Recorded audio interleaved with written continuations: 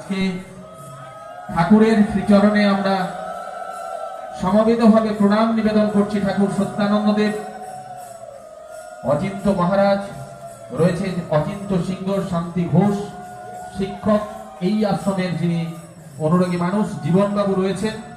আমরা সবাই এক এক করে পুষ্পস্তবক দিয়ে আমরা প্রণাম নিবেদন করব আপনাদের সবার।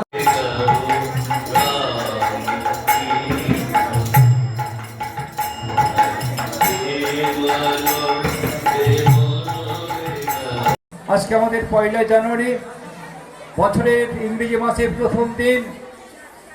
ঠাকুরের কাছে, ভগবানের কাছে আমরা প্রার্থনা করব আমাদের চৈতন্য যেন উদয় হয়, আমরা যেন মানুষ হতে পারি প্রকৃত।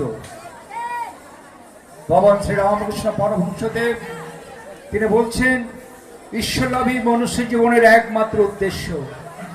এই যে আপনারা এখানে এত মানুষ এসে সমবেত হয়েছেন, আজকে গীতা ভবন একটি তীর্থক্ষেত্র হয়ে গেছে। আমরা যখন এই পাঁচরা হাই স্কুলে পড়াশোনা করতাম, ছোট্ট একটি মাটির কুঠিয়াতে মহারাজ এসে বসেছিলেন এবং তিনি গীতা পাঠ শুরু করেন। এই এলাকার এমন কোনো গ্রাম নেই যেখানে তিনি গীতার সেই অমোঘ ধ্বনি তিনি পৌঁছে দেননি।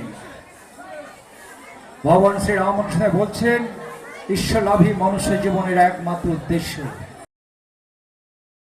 নতুন বছর, নতুন স্বাদ, নতুন উৎসব।